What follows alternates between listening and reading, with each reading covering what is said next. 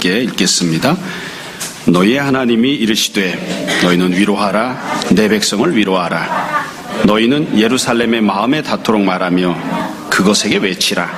그 노역의 때가 끝났고 그 죄악이 사함을 받았느니라.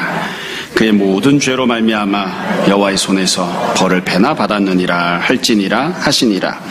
외치는 자의 소리여 이르되 너희는 광야에서 여호와의 길을 예비하라. 사막에서 우리 하나님의 대로를 평탄하게 하라. 골짜기마다 도두어지며 산마다 언덕마다 낮아지며 고르지 아니한 곳이 평탄하게 되며 험한 곳이 평지가 될 것이요 여호와의 영광이 나타나고 모든 육체가 그것을 함께 보리라. 이는 여호와의 입이 말씀하셨느니라. 말하는 자의 소리여 이르되 외치라. 대답하되 내가 무엇이라 외치리이까 하니 이르되 모든 육체는 풀이요 그의 모든 아름다움은 들의 꽃과 같으니 풀은 마르고 꽃이 시듬은 여호와의 기운이 그 위에 붑니라. 이 백성은 실로 풀이로다. 풀은 마르고 꽃은 시드나 우리 하나님의 말씀은 영원히 서리라 하라. 아름다운 소식을 시온에 전하는 자여 너는 높은 산에 오르라. 아름다운 소식을 예루살렘에 전하는 자여 너는 힘써 소리를 높이라. 두려워하지 말고 소리를 높여 유다의 성읍들에게 이르기를 너희의 하나님을 보라 하라. 보라, 주 여호와께서 장차 강한 자로 임하실 것이요 친히 그의 팔로 다스리실 것이라. 보라, 상급이 그에게 있고 보응이 그의 앞에 있으며 그는 목자같이 양떼를 먹이시며 어린 양을 그 팔로 모아 품에 안으시며 젖먹이진 암컷들을 온순히 인도하시리로다. 아멘. 자, 우리가 지난주까지 마태복음 말씀을 함께 나누었고요. 오늘부터는 몇 주 동안 본문 구약 여기저기를 좀 함께 말씀을 나누려고 합니다. 가끔씩 말씀드리지만 하나의 성경 본문 강의가 다 끝나면 제가 설교자인지라 제가 좋아하는 본문, 제가 원하는 본문을 선택할 수 있는 어찌 보면 특권이기도 하죠. 그래서 제가 좋아하는 본문을 사실 예전에도 함께 나누었던 본문을 함께 말씀을 나누려고 합니다. 오늘 우리가 함께 나누려고 하는 내용은 이사야 40장 1절부터 11절까지 내용입니다.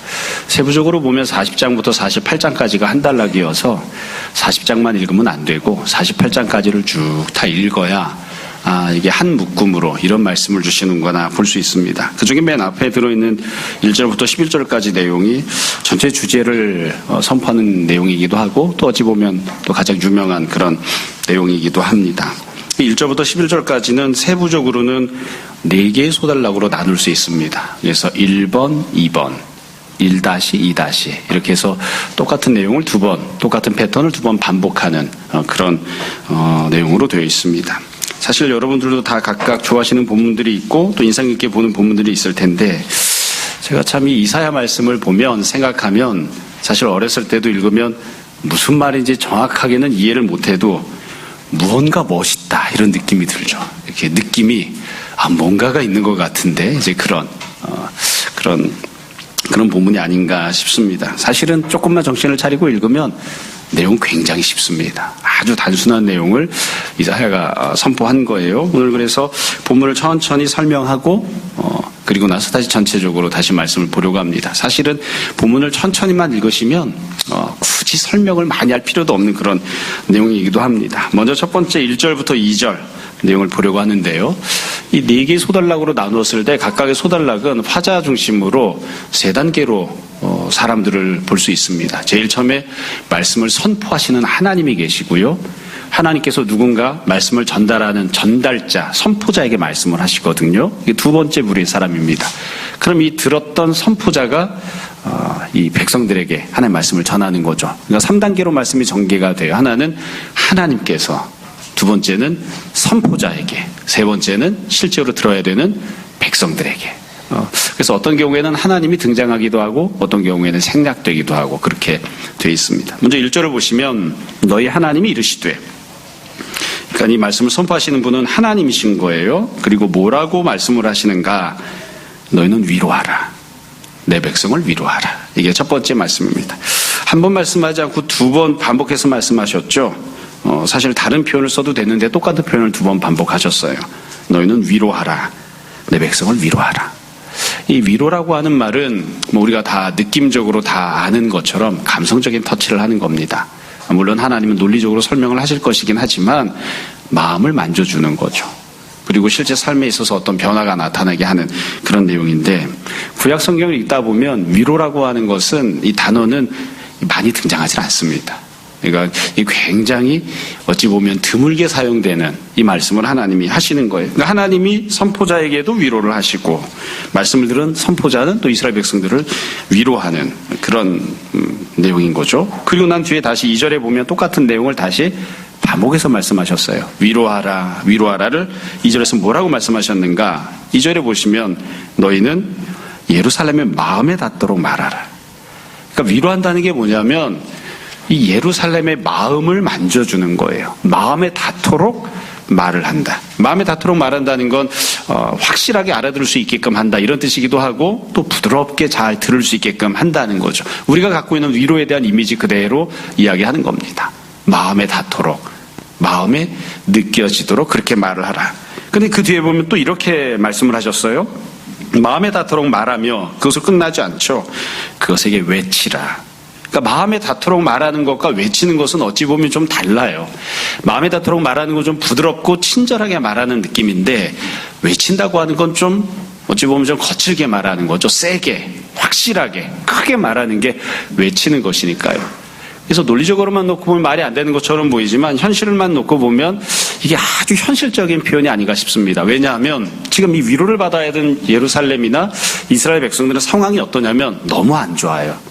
그러니까 절망하는 것, 또 낙담하는 것, 포기하는 게 당연한 상황이에요. 그때 그런 사람에게 한편으로는 부드럽고 친절하게 이야기를 해야 되지만, 자그마한 목소리로 이야기를 하면 이 사람의 마음이 움직이지 않아요. 그냥 나는 절망하렵니다, 나는 낙담하렵니다, 그냥 그렇게 있는 거예요. 그러니까 마음에 닿도록 이야기하다가 세게 이야기하는 거죠. 아니야, 괜찮아. 그게 강하게, 크게, 분명하게 선포하라고, 외치라고 그렇게 말씀하십니다. 도대체 그러면 어떤 내용을 마음에 닿도록 이야기하라고 하셨는가? 그러니까 쉽게 이야기하면 무엇이 위로하는 내용인가? 그 뒤에 내용이 나옵니다. 왜 위로를 하게 되는지, 그리고 무엇을 위로로 삼아야 되는지, 무엇이라고 말하는지. 그 뒤에 보면 이렇게 돼 있죠. 2절 두 번째 줄입니다. 그 노역의 때가 끝났다. 지금 이 예루살렘이나 이스라엘 백성들은 노역을 하고 있어요.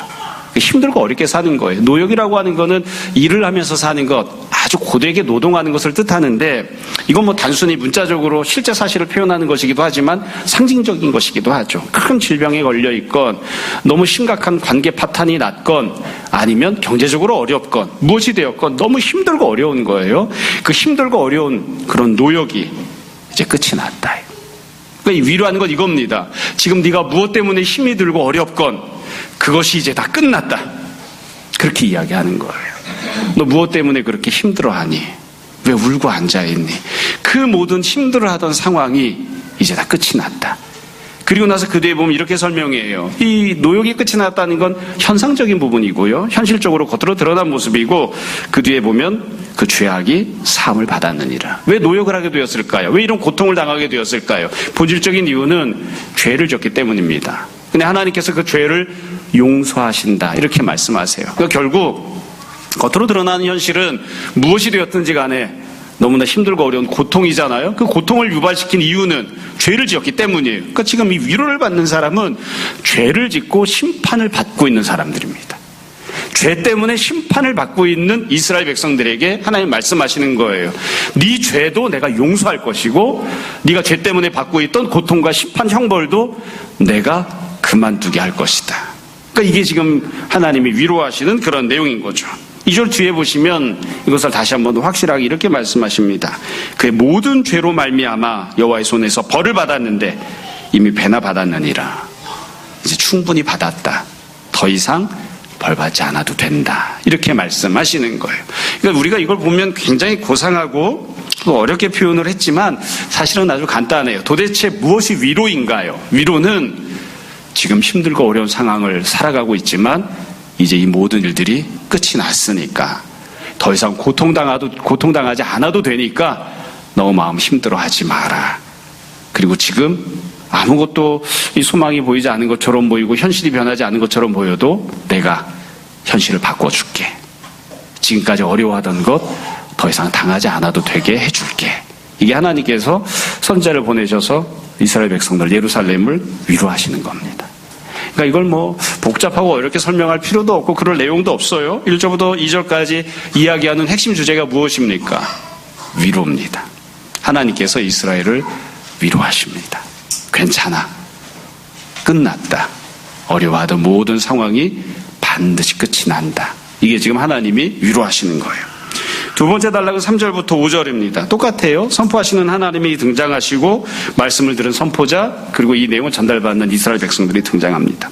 3절에 보면 이렇게 되어 있습니다. 외치는 자의 소리여 이르되. 외치는 자의 소리는 이제 하나님은 아니시죠. 하나님께서 외치는 자의 소리에게 뭔가 말씀해 주시는 거예요.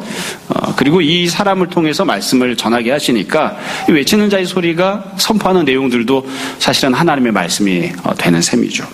이렇게 이야기합니다. 너희는 광야에서 여호와의 길을 예비하라. 사막에서 우리 하나님의 대로를 평탄하게 하라. 이게 두 번째 말씀입니다. 여러분 위로를 받았어요. 힘들고 어렵게 고통 가운데 살다가 위로를 받았습니다. 그럼 위로를 받은 그 사람에게 두 번째로 하나님이 뭐라고 말씀을 하시는가? 예비하라, 평탄하게 하라. 이렇게 하나님이 말씀을 하십니다. 그러니까 위로받은 사람은 하나님께서 오시는 길을 예비하고 하나님이 오실 대로를 평탄하게 하는 일을 해야 됩니다. 준비하는 일을 해야 되는 거죠. 이게 지금 두 번째 선포하시는 그런 내용이에요. 두 번째. 도대체 이게 무슨 뜻인가? 이것도 보면 내용이 어렵지 않아요. 이 위로를 받고 있는 사람이 현재 처해 있는 상황은 무엇인가? 위로는 받았지만 여전히 광야에 사막에 있습니다. 왜 광야에서 하나님의 길을 준비할까요? 내가 광야에 서 있기 때문이에요. 내가 왜 사막에서 하나님의 길을 평탄하게 하는 걸까요? 내가 지금 사막에 있기 때문이에요. 하나님이 나에게 구원을 주시고 위로를 주셨지만 실제 현실은 내가 무슨 낙원에 있는 게 아니라 부귀영화를 누리고 있는 게 아니라 여전히 광야와 사막에 서 있다고요. 그래서 눈앞에 있는 현실만 놓고 보면 위로를 받기는 받았지만 아무것도 달라진 게 없는 것처럼 보인단 말이죠. 그런데 그때 하나님이 말씀하시는 겁니다. 우두커니 광야와 사막에 그대로 서 있지 말고 하나님께서 오실 테니까 그 하나님이 오시는 길을 네가 준비해라. 이렇게 말씀하십니다. 여러분 이 본문을 읽으면서 사람마다 다른 여러 가지 생각을 하겠습니다만 전 현실적인 부분을 생각해 봅니다. 광야에 있는데 사막에 있는데 할 수 있는 일이 뭐가 있을까요? 여기서 길을 만들래요. 여러분 입장 바꿔놓고 생각해 보세요. 여러분들이 사막에 가 있다. 사막에 가보신 분 계신가요? 사막에 있다. 거기서 큰 길을 만들라 그러면 엄두가 나겠습니까? 과연 길을 다 만들 수 있을까요? 하나님이 오시는 길을 준비할 수 있을까요? 사실은 이게 굉장히 너무 부담되는 이야기죠. 내 힘으로 다 할 수 없는 거예요. 그런데도 불구하고 하나님이 오실 거니까 하나님이 오시는 데 있어서 가로막히는 것들, 장애물이 될 만한 것들을 치워버리고 어떻게든 길을 열어라. 첫삽을 떠라. 그렇게 말씀하시는 거예요. 그래서 그 뒤에 보면 하나님이 준비하라고 예비하라고 말씀하신 뒤에 약속을 해주십니다. 그 약속의 내용을 보시면 4절에 보면 이렇게 되어 있죠. 골짜기마다 도두어지며 산마다 언덕마다 낮아지며 고르지 아니한 곳이 평탄하게 되며 험한 곳이 평지가 될 것이다. 이게 우선 첫 번째로 주시는 약속입니다. 내가 가서 대로를 만들기 위해서 예비하고 준비하기 위해서 삽질을 시작합니다. 길을 고르기 시작해요. 그러면 내가 모든 것들을 다 하는 게 아니라 첫 걸음은 내가 떼었지만 하나님께서 골짜기가 도두어지게 또 산과 언덕이 낮아지게 해주십니다. 내가 산에 가서 산을 깎아내기 위해서 첫 번째 삽을 뜨기 시작했습니다. 그렇다고 해서 처음부터 끝까지 다 내가 하고 있는 게 아니에요. 하나님께서 산을 깎아서 평지가 되게 해주실 겁니다. 그러니까 우리가 이 내용을 보면 하나님이 약속하시는 내용은 네가 모든 것을 책임지고 처음부터 끝까지 다 준비해야 된다 이렇게 말씀하시는 게 아니라 하나님이 말씀하신 대로 순종하기 위해서 믿음으로 행동을 하고 믿음의 첫걸음을 떼면 그러면 내가 어느 천년에 내가 언제 도대체 여기다 길을 만들지? 내 힘으로 못 만들어요. 내가 그 길을 떼기 시작하면 첫걸음을 내디디기 시작하면 나는 잘 몰랐지만 어떤 방법으로 하나님이 어떻게 역사하시고 길을 만들어 주실지 잘 알지 못했지만 하나님께서 길을 만들어 주실 겁니다. 그러니까 우리는 길을 만드는 자가 아니에요. 첫 삽을 떼는 자고 하나님께서 길을 만들어 주십니다. 하나님이 오시는 길은 하나님이 준비하세요. 하나님께서 대로를 만들어 주십니다. 이게 지금 하나님 주신 첫 번째 약속이에요. 두 번째 약속이 나오죠. 이와 같이 길을 준비를 하면 대로를 만들면 어떤 일이 펼쳐지는가? 5절에 보면 여호와의 영광이 나타나고 모든 육체가 그것을 함께 보리라. 이것이 여호와의 입이 말씀하신 내용이다. 그러니까 하나님이 찾아오시고 하나님의 영광이 임하고 그것을 너희가 보게 될 것이다. 이게 지금 두 번째 선포가 되는 내용입니다. 여러분, 그래서 3절부터 5절까지 내용을 도대체 뭐라고 우리가 이해하고 해석할 수 있을까? 쉽게 이야기하면 소망을 품으라는 겁니다. 소망을 품으라. 여기서 이야기하는 소망은 어떤 것이냐면 단순히 그냥 상황이 개선되겠지 이렇게 생각하는 게 아니라 실제로 하나님이 찾아오실 것이고 하나님이 역사하실 것이기 때문에 그 하나님을 신뢰하고 그 하나님께 지금은 벌어지지 않았지만 앞으로 찾아오실 하나님께 소망을 두고 소망의 토대를 두고 있는 무언가 행동을 하는 겁니다. 나는 하나님이 오시게끔 할 수는 없습니다.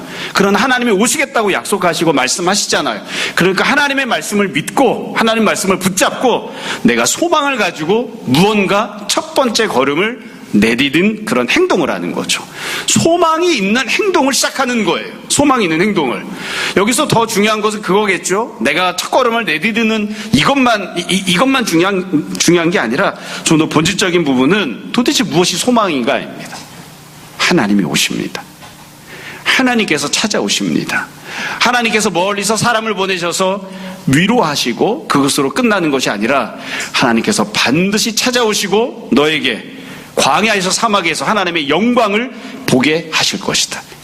그 찾아오실 하나님을 향하여 소망을 품고 그 찾아오실 하나님을 향하여 네가 첫걸음을 내디디는 자가 되라. 이게 지금 하나님께서 말씀하시는 두 번째 내용입니다.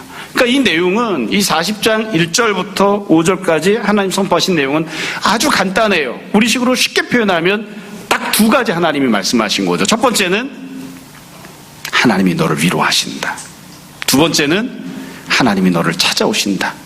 그러므로 너를 위로하시는 하나님의 말씀을 듣고 위로를 받고 그러므로 너를 찾아오실 하나님을 바라보며 소망을 품어라. 위로와 소망을 하나님께서 이사야 선지자를 통해서 말씀하시는 겁니다. 그 뒤에 6절로 넘어가시면 세 번째 내용이 나오기 시작합니다. 6절부터 두 번째 다시 한 번 더 똑같은 패턴이 반복이 될 거예요. 그래서 6절부터 처음 나오는 세 번째 내용 6절부터 8절까지 말씀은 위로와 관련된 내용을 하십니다. 자, 6절부터 보시면 이렇게 되어 있습니다. 말하는 자의 소리여 이르되 외치라. 그러니까 하나님께서 외치라고 명령하세요. 말하는 자의 소리를 향해서. 앞에서는 외치는 자의 소리가 있었죠. 지금은 말하는 자의 소리. 이분이 이제 선포하는 사람이 되는 거예요. 하나님께서 말하는 자의 소리에게 무언가 말씀하시고 말하는 자의 소리는 이스라엘 백성들에게 무언가를 선포하죠. 6절 세 번째 줄에 보면 대답하되 내가 무엇이라 외치리이까. 그러니까 하나님 이렇게 외치라고 말씀하십니다. 이르되. 이 내용을 잘 보시면 헷갈릴 수도 있지만 그냥 천천히 읽으시면 됩니다. 모든 육체는 풀이다. 그의 모든 아름다움은 들의 꽃과 같다. 그러니까 육체는 풀이고 육체가 갖고 있는 아름다움은 꽃 같다. 그리고 7절에 보면 풀은 마르고 꽃은 시들어버린다. 여호와의 기운이 그 위에 불기 때문이다. 이 백성은 실로 풀이로다. 이렇게 하나님이 설명하십니다. 이게 지금 선포하라는 첫 번째예요. 살면서 힘들고 어려운 일이 있어요. 너무 고통스러워요. 그 가운데서 위로가 필요하잖아요. 그럼 사람은 도대체 무엇에 위로를 받을까요?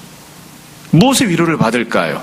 살면서 하나님이 보이지 않을 때, 도무지 위로로 삼을 수 있는 것이 아무것도 없을 때 사람들은 종종 육체에 위로를 두곤 합니다. 육체가 갖고 있는 아름다움에 위로를 받곤 합니다. 육체로 누릴 수 있는 것들을 통해서 무언가 위로를 받으려고 합니다. 근데 지금 하나님 말씀하시는 거예요. 네가 위로거리로 삼고 있는 육체, 네가 위로거리로 삼고 있는 육체가 갖고 있는 아름다움, 그건 결국에는 시들고 마르고 사라지고 없어질 것들에 불과할 뿐이다. 그것에 지나친 위로를 두지 말라 이거예요. 그 앞부분에 1절부터 2절에서랑 지금은 어찌 보면 똑같은, 어찌 보면 정반대 내용을 말씀하십니다. 1절, 2절에 보면 노역이, 심판이 끝이 나잖아요. 노역의 심판이 끝이 납니다. 마찬가지로 네가 위로를 받으려고 하는 그 모든 것들도 결국은 다 끝나버리고 사라진다. 네가 위로를 받으려고 했던 것들, 돈이 되었건 명예가 되었건 권력이 되었건 육적으로 얻을 수 있는 것, 육적으로 이건 참 좋은 것이야, 이건 참 아름다운 것이야 라고 이야기했던 모든 것들은 결국 다 사라지고 없어질 뿐이다. 그런 것들을 통해서 위로를 누리려 하지 말아요. 그런 것들을 통해서 위로를 누리려 하지 말아요. 사실 우리가 삶을 살면서 보면 우리 주변에 있는 여러 친구들을 한번 생각해 보세요. 예수님 안 믿는 사람들은 어디서 위로를 받나요? 보이지 않는 하나님을 통해 우리는 위로를 누리지만, 그러나 하나님이 보이지 않기 때문에 하나님을 믿지 않는 사람들은 또 우리도 종종 신앙이 떨어지면 어디에서 위로를 받습니까? 우리는 그냥 그저 갖고 있는 게 육체밖에 없는 존재들인 거죠. 우리가 영혼을 부정하면, 살아서 역사하시는 하나님을 부정하면 우리는 그냥 마른 막대기에 불과해요. 육체에 불과해요. 먹고 마시고 싸고 지내는 그런 존재에 불과해요. 그러니까 이 땅에서 영혼을 부정하면, 영원한 천국을 부정하면 어디서 위로를 누리겠습니까? 육체를 통해 위로를 누리기밖에 더 하겠어요. 먹든지 마시든지 가서 술을 마시든 아니면 나가서 육체적인 향락을 추구하든 뭘 하든 육적인 것을 통해서만 위로를 받으려고 하죠. 방법이 없잖아요. 방법이 없잖아요. 하나님 말씀하십니다. 네가 어디서 위로를 얻으려고 하니? 육적인 것을 통해서, 육체를 통해서 네가 얻을 수 있는 모든 즐거움, 기쁨, 유익, 육체를 통해 얻을 수 있는 아름다움은 다 마르고 사라질 것이다. 네가 거기에서 위로를 누려도 결국 그 위로는 다 사라지고 없어질 뿐이다. 그렇게 하나님 말씀하십니다. 그리고 나서 마지막에 이렇게 말씀하시죠. 8절. 풀은 마르고 꽃은 시드나 네가 좋아하는 것들, 네가 위로를 누리던 것들, 네가 갖고 있던 모든 것들은 다 마르고 사라지고 없어질 뿐이지만 우리 하나님의 말씀은 영원히 서리라. 하나님 말씀이 영원히 선다는 말씀을 왜 했을까요? 하나님 말씀을 듣고 위로를 누리라는 겁니다. 위로가 필요할 때에 육체를 바라보지 말고, 위로가 필요할 때에 육체를 통해서 위로를 누리려 하지 말고 하나님을 향하여 위로를 받으려 하는, 하나님이 주시는 말씀으로 위로를 받으려고 하는 그런 모습이 되라는 거죠. 하나님께서 말씀으로 위로를 해주십니다. 위로를 해주십니다. 예전에 언젠가 드라마를 보다 보니까 아주 유명한 대사가 하나가 나온 적이 있어요. 애가 속을 썩이니까 어떤 여자분이 드라마에서 이렇게 얘기하더라고요. 참 복음같이 선포를 하세요. 남편 복 없는 여는 자식 복도 없다더니 나는 뭘 믿고 살아야 되나? 어디다가 도대체 소망을 두고 살아야 됩니까? 무엇을 통해서 위로를 받을 수 있습니까? 하나님의 말씀을 통해 위로를 받지 않으면 다른 위로들은 결국 다 사라지고 없어지고 우리를 다시 실망하게 만들 것입니다. 그래서 하나님이 지금 말씀하시는 거예요. 앞부분에 처음에는 내가 너를 위로하겠다. 네가 당하고 있던 노역도, 네가 그 노역에 빠지게 된 모든 죄악도 내가 다 책임지고 내가 다 끝내주겠다. 더 이상 힘들고 어려운 상황, 현실에 처지지 않게 해주마. 너의 모든 죄를 용서해 주마. 하나님 그렇게 말씀하셨고, 지금은 네가 지금 위로를 누리고 있는 모든 것들 가만히 잘 살펴보아라. 사라지지 않을 것들이 무엇인지, 네가 무엇에서 위로를 받고 있는지를 잘 생각해 봐라. 하나님의 말씀에서 위로를 받으라. 지금 하나님께서 그렇게 권면하시는 거예요. 사실 현실만 놓고 보면 이렇게라도 육적인 것을 통해서라도 잠시라도 조금이라도 위로를 받으면 그것도 참 한편으로는 감사한 일이 아닌가 싶기도 합니다. 이마저도 위로를 못 누리는 사람들이 있으니까요. 마지막 네 번째 단락은 9절부터 11절입니다. 이 내용은 어떤 내용인가? 이미 쭉 말씀드린 것처럼 소망에 대한 선포겠죠. 무엇이 소망인지, 어디에 소망을 두어야 하는지를 말씀하는 거겠죠. 9절에 보면 아름다운 소식을 시온에 전하는 자요. 아름다운 소식을 전하는 자가 있습니다. 이들은 시온을 향해서 선포하는 거죠. 너는 높은 산에 오르라. 아름다운 소식을 예루살렘에 전하는 자요. 아름다운 소식을 전하는 자가 있습니다. 예루살렘에 선포하는 거예요. 너는 힘써 소리를 높이라. 두려워하지 말고 소리를 높여 유다의 성읍들에게 이르기를 너희의 하나님을 보라 하라. 그러니까 지금 마지막으로 지금 다시 선포합니다. 도대체 어디에 소망을 두어야 하는가? 하나님께서 너희를 향하여 찾아오시고 하나님께서 너희에게 임재하신데 그 하나님을 바라보라. 하나님을 바라보는 것이 너희의 소망이 된다고 선포하는 거예요. 하나님의 말씀을 통하여 마음의 위로를 받고, 그리고 하나님이 그 말씀하신 대로, 약속하신 대로 하나님께서 친히 길을 준비하시고 너희에게 찾아오실 때니까 그 찾아오시는 하나님을 바라보라. 그 하나님을 바라보는 것으로 너희의 소망을 삼으라. 이렇게 선포하는 겁니다. 그리고 나서 마지막 부분에 이렇게 선포하죠. 도대체 찾아오시는 하나님은 어떠한가? 10절에 보라. 주 여호와께서 장차 강한 자로 임하실 것이요. 하나님은 임재하시는 분이십니다. 친히 그의 팔로 다스리실 것이라. 그리고 다스리실 것입니다. 하나님은 찾아오시고 임재하시고 다스리실 것이에요. 그 하나님에게 소망을 두라. 그 뒤에 다시 또 선포합니다. 보라. 상급이 그에게 있고 보응이 그의 앞에 있다. 하나님께서 오시면 상을 주시고 심판하실 것입니다. 우리가 삶을 살아가면서 지금 이스라엘이, 시온이, 예루살렘이, 유다의 성읍들이 힘들어하는 이유는 뭐냐면 자기가 열심히 살고 있지만 아무런 상이 없는 것처럼 보이는, 믿음으로 발버둥 쳐도 아무런 상이 없는 것처럼 보이는, 세상적으로 살아가고 죄를 짓고 살아가고 세상의 육체를 통해 위를 누리고 하는 자는 참 무언가가 되어가는 것처럼 보이는, 그러나 하나님이 오시면 그 모든 것들을 바로잡으시고 믿음으로 살던 자들에게, 소망으로 살던 자들에게 상을 주시고 악을 행하던 자들에게 심판 행하시고 보응을 행하실 것이다. 그 하나님이 오신다. 그 하나님에게 소망을 두라는 거예요. 그리고 마지막에 이렇게 선포하죠. 11절. 그는, 하나님께서는 목자같이 양떼를 먹이시고 어린 양을 그 팔로 모아 품에 안아주시고 젖먹이는 암컷들을 온순히 인도하시리로다. 저는 참 이 표현을 보면서 다 마음에 와 닿았는데, 먹여주시고 품에 안아주신다 이랬잖아요. 근데 잘 보시면 11절을 다시 한번 잘 보세요. 이게 한마디로 이야기하면 양육해 주시는 것인데, 11절을 보면 양떼를 먹여주시죠. 이건 여러 양들이 있어서 양떼를 먹여주신다. 어린 양을 품에 안아주시죠. 그리고 마지막에 뭐라고 되어 있나요? 젖먹이는 암컷들 온순히 인도하시리로다. 저는 이게 처음엔 잘 이해가 안 됐어요. 젖먹이는 암컷들을 왜 인도해 주실까? 젖먹이는 암컷들이 은혜가 필요한 사람들이기 때문인 거죠. 참 힘들고 어려운 세상을 살아갈 때에 그때 많은 위로가 필요하고 또 소망이 필요한 사람들이 누굴까? 여러 부류들이 있지만, 그러나 내가 믿고 의지할 사람이 없는, 그러나 내가 먹여 살리고 내가 양육해야 될 그런 자녀를 두고 있는 그런 젖을 먹이는 암컷들, 새끼를 두고 살아가는 힘없고 누군가 의지할 대상이 없는 그런 어미들을 주님께서 인도해 주실 것이다. 그렇게 말씀하시는 거예요. 그러니까 이게 참 어렵고 힘들게 살아가던 자들에게 하나님께서 소망이 되어 주신다. 이렇게 약속하시는 거죠. 여러분, 그래서 이 9절부터 11절까지 내용도 보면 간단합니다. 하나님께 소망을 두라는 것입니다. 하나님께서 반드시 찾아오시고 임재하시고 너를 양육해 주실 것이다. 그 하나님께 소망을 두라. 이게 지금 맨 마지막에 선포한 내용입니다. 결국 처음에 말씀드린 것처럼 이 40장은 매우 간단한 내용을 선포하고 있거든요.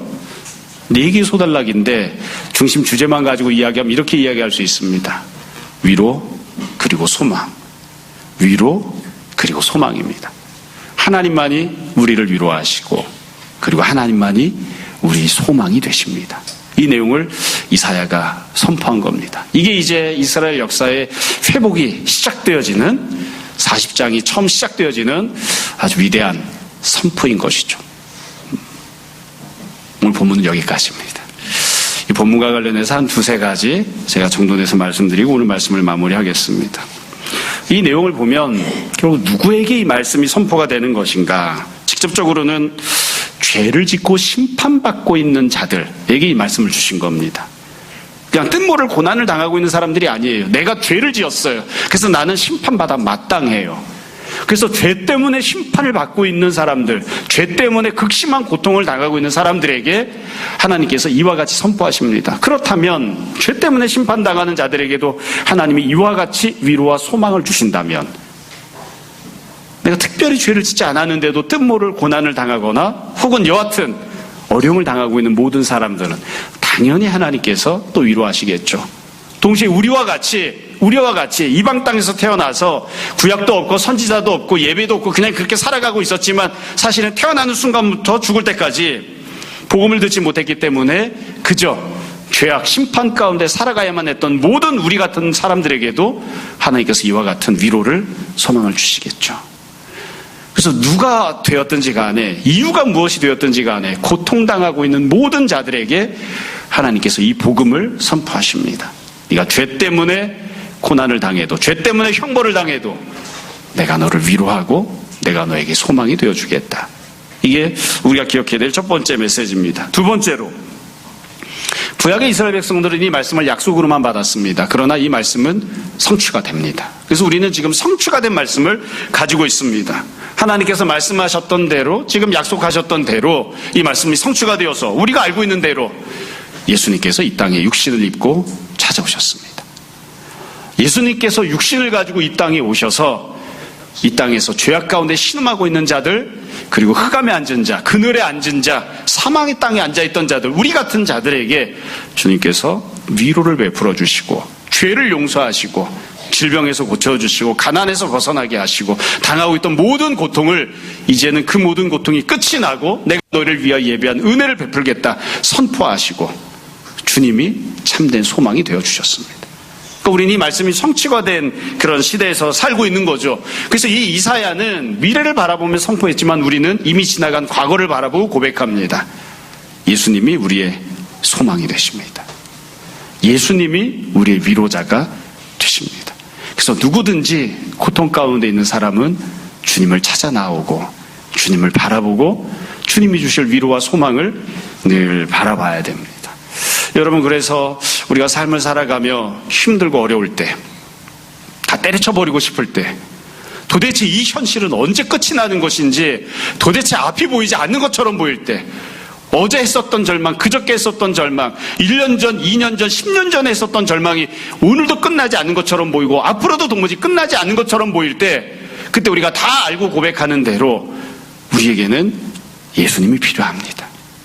주님이 주시는 위로가 필요하고 주님이 주시는 말씀을 들어야 하고 고개를 들어서 찾아오시고 우리에게 책임져 주시고 우리를 양육해 주실 주님을 바라보며 소망을 품어야 됩니다.